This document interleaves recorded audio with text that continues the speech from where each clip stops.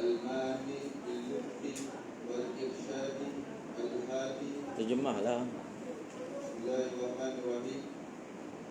Dengan nama Allah yang Maha Berkuasa dan Maha Penyayang. Segala puji Terjemah. bagi Allah.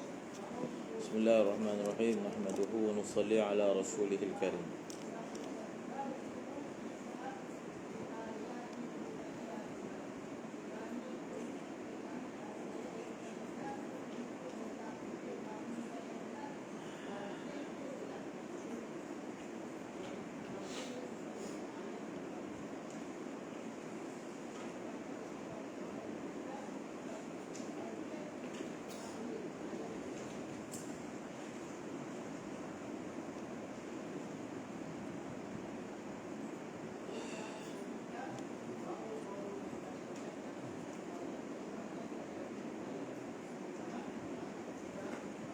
Kamu akan baca matan dengan syarah dan terjemah.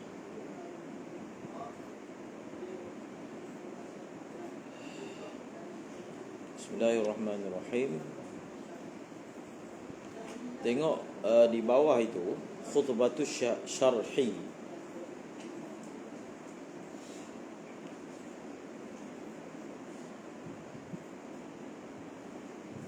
Alhamdulillahi ala in'amihi wassalatu wassalam ala sayyidina Muhammadin wa alihi wa sahbihi.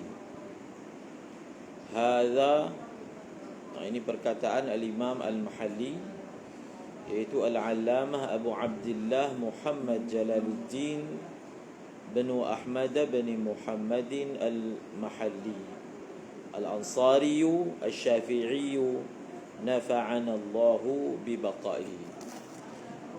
Baca riwayat hidup al-Imam Mahalli di awal kitab. Jadi kitab ini digarang, kalau berdasarkan tarikh kewafatan al-Imam al-Mahalli, maknanya kitab ini dikarang sebelum daripada kitab Tuhfatul Muhtaj. Tuhfatul Muhtaj. Kita ada Mughni al-Muhtaj, Tuhfatul Muhtaj, Nihayatul Muhtaj, dan juga Kanzur Raghibin, ataupun dikenali dengan Al-Mahalli. 4 buah syarah ni adalah syarah yang tersohor lah, berbanding syarah-syarah yang lain. Misalnya At-Tuhfah. Jadi Imam Ibn Hajar telah mengarang Tuhfah ini pada tahun 958 Hijrah. Al-Imam Mahalli 864 sudah wafat. Jadi maknanya kitab ini lebih awal daripada Tuhfah. Daripada 4 buah kitab tadi, dari sudut syarah kepada minhaj, maka Tuhfah lah yang selalu disebut sebagai lebih mantap lah. Ibnu Hajar Al-Haytami, Tuhfah dan Nihayah. Kedua-dua ini dipanggil Syaikhain. Al-Syaikhain dalam mazhab Syafi'i ada 2. Yang pertama Al-Imam Nawawi dan juga Imam Rafi'i. Al-Syaikhain, Al-Imam An-Nawawi dan juga Imam Rafi'i. Tetapi kedua ini adalah Syaikhain al-mutaqaddimin lah, nisbah kepada Al-Syaikhain yang satu lagi, iaitu Al-Imam apa dia? Dikenali sebagai Al-Imam Ramli dan juga Al-Imam Ibn Hajar Al-Haytami. Syaikhain juga. Sehingga dikumpulkan perbezaan pandangan antara mereka berdua dalam kitab yang khas. Faham? Contohnya kitab Ithmidul Ainain fi ikhtilafi syaikhain. Fathul Ali bi jam'il khilaf bainal Ibn Hajar wa Ramli. Jadi tapi yang kita baca kebanyakannya adalah syarah kepada syarah oleh al-Imam Mahalli. Syarah kepada oleh Imam Mahalli ni dia lebih ringkas berbanding syarah yang lain lah. Dia lebih ringkas. Dan kita baca dalam kelas sebagai muqarrar, kita menggunakan Mahalli, tapi dalam masa yang sama tetap mengambil istifadah daripada Mughni, Nihayah dan juga Tuhfah. Tengok, hadza ma da'at ilaihi hajatul mutafahimin liminhajil fiqh min syarhin yahullu alfadhahu wa yubayyinu muradahu wa yutammimu mufadahu ala wajhin latifin khalin 'anil hashwi wat tatwil hawin lid-dalili wat ta'lil. Ini yang di hadapan kamu, yang dalam fikiran saya adalah barang yang menuntut kepadanya oleh hajat orang yang ingin memahami kitab minhaj fiqh, maksudnya minhajul talibin. Nama kitab ni bukan minhajul fiqh, minhajul talibin. Daripada segi mensyarahkan, daripada segi syarahan, min tu bayan kepada mak, yakni syarahan yang merungkai lafaz-lafaznya, menjelaskan maksudnya, menyempurnakan faedahnya dengan bentuk yang ringkas, yang kosong, yang bebas daripada hashwi wa tatwin. Di hashwun dan tatwin ni dua adalah istilah balaghah, merujuk kepada apa? Memasukkan perkara yang tidak perlu. Faham? Maka dipanggil hash dan tatwin. Samalah. Kalaulah dalam sesebuah ayat sempurna, tidak ada hashwun, itu dia bagus segi balaghah. Tidaklah terlalu ringkas yang mencacatkan, dan tidaklah terlalu panjang yang menjemukan. Dia panggil ikhtisarin mukhil wa itnabin mumil. Ringkas yang merosakkan makna dan panjang yang menjemukan. Hawin lid-dalili wa ta'lil wallaha as'alu an yanfa'a bihi wa huwa hasbi wa ni'mal wakil. Kita baca muqaddimah daripada al-Imam Al-Mahalli ni untuk menjelaskan perbezaan ataupun kelebihan Mahalli berbanding yang lain, dan kenapa ia sesuai untuk dijadikan muqarrar. Sebenarnya Tuhfah pun dibaca juga, tapi biasanya dibaca peringkat guru lah dibaca. Jadi syarah Mahalli ni, dia punya kelebihan dia short and sharp lah. Tidak ada unsur istitrak. Istitrak ni maksudnya melencong kepada perkara yang tak ada kaitan dengan kitab. Tak ada. Istitradat ni memang tak ada. Bawa kisah ke, bawa kata-kata hikmah ke, tak ada. Faham? Secara umumnya short and sharp. Dan ini diutarakan oleh beliau di dalam muqaddimah. Kitab ini bersifat bebas, khalin anil hashwi wa tatwin. Dia latif, ala wajhin latif, ringkas. Ni ringkas ni sebenarnya. Walaupun kitab ni ringkas, dia dikarang selama 4 tahun. Kitab Tuhfah ni 10 jilid, dikarang selama 6 bulan. Faham? Selama berapa? 6 bulan. Kitab Mahalli 4 tahun. Jadi pertama, Mahalli ni dia khalin anil hashwi wat tatwil. Maka sesuai lah untuk dibaca, walaupun kita tak pernah habis membacanya. Di awal kita akan baca sekali dengan mahalli, kemudian apabila kamu dah memahami langkah dan geraknya, maka kita akan baca matan sahaja dan merujuk bila perlu pada syarah. Yang kedua, kitab ni hawin lit-ta'lili wad-dalil, lid-dalili wat-ta'lil. Ini perkara yang kedua. Mengandungi, merangkumi dalil dan juga ta'lil. Ini perkara peringkat yang kamu berada di atasnya. Maksudnya apa? Bila kita dah belajar kitab fiqh daripada satu tahap ke satu tahap,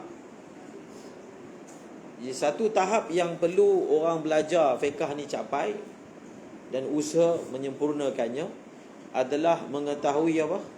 Dalil dan juga ta'lil. Dalil, ta'lil. Faham? Sesuatu masalah yang kamu belajar dalam Umdah misalnya. Umdah ni adalah kitab yang kosong daripada dalil dan ta'lil, langsung tak ada. Faham? Tak ada. Sebenarnya matan minhaj pun sama, kosong daripada dalil dan ta'lil. Kitab matan yang ada dalil dan ta'lil ni muhazzab. Dia matan, sifat dia adalah matan, tetapi dia mempunyai dalil dan juga ta'lil. Kalau dalam mazhab Al-Imam Abu Hanifah ni, kitab hidayah. Dalam hidayah tu ada dalil dalam matan dia. Faham? Okey? Jadi dalil dan ta'lil ni adalah sebenarnya yang akan melahirkan faqih. Kitab sebelum ini sebenarnya dalam Iqna' pun ada. Cuma Iqna' ni dia banyak istitrak. Dia banyak sangat sampai orang tak ingat. Faham? Sebab tu kita perlukan kitab yang short dan sharp, yang setiap masalah apa dalil dia, apa ta'lil dia. Faham? Apa dalil dia dan apa ta'lil dia. Maka kitab yang sesuai untuk perkara itu adalah kitab syarah ini, iaitu Kanzur Raghibin Al-Mahalli. Kadang-kadang orang belajar kitab ni, sebab kitab ni lebih masyhur dengan nama Mahalli, sehingga dia tak tahu nama kitab ni apa. Dulu masa cetakan yang lama-lama, kitab ni dicetak sekali dengan hasyiah Qalyubi dan Amirah. Maka Mahalli lah orang panggil Mahalli. Qalyubi orang tahu, Amirah orang tahu, atau hasyiatan dia panggil. Tapi sekarang ni bila cetakan baru, terus nama Kanzur Raghibin. Oh, nama kitab ni Kanzur Ar-Raghibin. Kepentingan mengetahui dalil dan ta'lil, yang ini kita nak capai dalam peringkat tahun 6 ni dan seterusnya. Kerana ada satu perkataan daripada siapa yang dinukilkan, sebenarnya kitab mukhtasar ni adalah gaya penulisan mutaakhirin secara umumnya lah. Sehingga sampai satu zaman, siapa yang boleh buat lebih ringkas, maka dia hebat. Namun sebenarnya kalau dalam ilmu fiqh, mukhtasar ini dibuat adalah sebagai rujukan ataupun teks untuk fatwa. Contohnya fatwa. Jadi kita nak reference fatwa kita tu atas ibarat apa, maka kita perlukan satu ibarat yang ringkas, yang dia menjadi rujukan, reference kepada fatwa yang dikeluarkan. Faham? Maka ditulislah mukhtasar. Dan sudah tentulah mukhtasar kalau untuk mubtadi'in, untuk menghidangkan kepada mubtadi'in perkara yang perlu untuk peringkat mereka. Tidak disebukkan akal dia dengan dalil ta'lil. Sebab itulah tahapnya ataupun tadrijinya dalam belajar fiqh. Kalau baru belajar, kita hanya ingat hukumnya. Faham?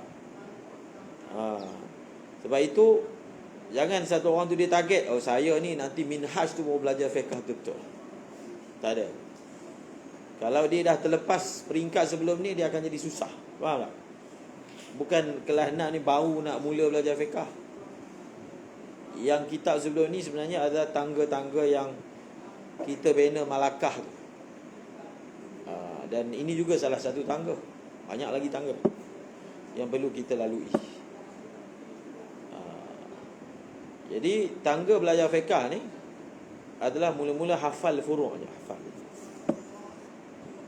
Tangga sebelum tu lagi menghafal syarat dan juga rukun. Syarat, rukun, syarat, rukun. Faham? Syarat, rukun. Dan perkara itu kamu belajar dalam Safinatun Najah. Syarat rukun ni sepatutnya dah selesai. Tak perlu pelajar minhaj ni nak kena ulang balik. Kita akan tanya juga, nak tengok sejauh mana dia mengingati kitab yang dia dah belajar sebelum ni. Ataupun dia seperti kacang merupakan kulit. Faham? Jadi fiqh ni malakah dia kena dibina sedikit demi sedikit. Dia tak boleh terus. Tak boleh. Seperti mana budak kecil, kita nak dia bagi cepat besar, kita terus bagi makan nasi. Buat apa bagi makan bubur, susu kan? Nasi terus. Daging, protein ada, ikan, protein. Budak ni bukan makin besar makin mati. Betul tak? Jadi begitulah malakah tu dia kena bina sedikit demi sedikit, sedikit demi sedikit. Sampai ke apa? Kelas 10 suku ustaz. Sampai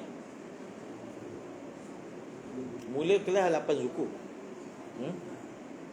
Sampai 10 55. 55. 55. Jadi dalil dan juga ta'lil ni, perkara ini diingatkan oleh ulama. Dia tujuan mukhtasar, membaca kitab mukhtasar tak akan melahirkan faqih. Faham? Dia hanya melahirkan naqil, orang yang hafal je. Dia hafal je lah. Okey lah tu, itu satu tahap. Hafal. Kalau macam ni, maka macam ni. Itu umdah punya cara. Kalau begini, maka. Kalau begini, maka. Sepatutnya kita dah selesai dah urusan menghafal furu' yang ada dalam Umdatus Salik. Namun kitab Umdatus Salik itu sendiri tidak boleh melahirkan faqih. Tak boleh. Dia bukan kitab tafqih, memfaqihkan orang yang mempelajari. Sebab orang yang boleh menguasai fiqh tu, dia kena tahu ilah, faham? Satu hukum, barulah dia boleh menerbitkan ataupun menentukan hukum pada masalah yang tak ada dalam kitab. Faham tak? Kalau tidak, dia hanya penghafal. Penghafal sahaja, bukan faqih. Dan tahap yang ingin dicapai dipanggil faqihun nafs. Itu istilah. Ibarat ni diitlakkan oleh ulama kepada orang yang mana dia punya naluri dia fiqh. Dia sampai tahap naluri. Walaupun dia tak pernah jumpa ibarat tentang masalah yang diajukan pada dia, tapi rasa dia, ini rasa yang muktabar lah. Zauq dia itu, kecenderungan dia kepada apa? Satu hukum, yang walaupun tak ada teks, walaupun tak ada ibarat yang dia pernah lalu, tetapi zauq dia mengatakan hukumnya begini. Dan bila ditilik, diselidiki, memang betul, mutabik. Faham? Itu dipanggil faqihun nafs. Itu dipanggil apa? Faqihun nafs. Untuk sampai ke tahap tu, tahap menguasai dalil dan ta'lil tu memang kena lalui. Memang kena lalui. Orang yang pertama saya dengar lah menerangkan tentang kepentingan dalil dan ta'lil ni, Syekh Toha. Syekh Toha pengarang Syarah Umdah. Bila nukil daripada ulama Hadramaut, perkara tu ada dalam Al-Manhajus Sawi. Dia kata ada orang yang belajar fiqh tapi dada dia gelap, muslim, gelap. Siapa yang sebut? Satu lagi ulama sebut perkataan yang bagus. Oleh kerana dia baca kat Facebook, tak ingat siapa yang cakap. Dia kata kita tak nak belajar fiqh ni macam peguam. Faham? peguam ni, apa kerja peguam? Menghafal teks-teks undang-undang. Faham? Dia penghafal undang-undang. Undang-undang sivil dia menghafal. Kalau dia tak hafal pun dia boleh buat rujukan cepat. Jadi boleh juga berlaku kepada orang belajar fiqh macam tu. Seperti mana orang belajar undang-undang, hati dia tak ada nur sebab undang-undang daripada manusia. Samalah juga orang belajar fiqh, dia boleh jadi hati gelap, tak ada rohani, jiwa keras, peribadi keras. Faham? Sebab dia apa? Jadi Syekh Taha sebut, nukil daripada ulama Hadramaut, dia kata orang yang apabila kita ni terpisah daripada dalil dan ta'lil, apa dia punya kesan dia? Bila kita belajar fiqh tak tahu dalil, maka nur Quran dan hadis itu tak ada dalam hati. Tak ada. Ibarat-ibarat dalam kitab fiqh tu, ialah memang dia ambil daripada Quran dan hadis, tapi dia bukan perkataan Nabi, perkataan Al-Quran. So dia sudah tentu dia tidak memiliki nur yang sama yang ada dalam Al-Quran hadis.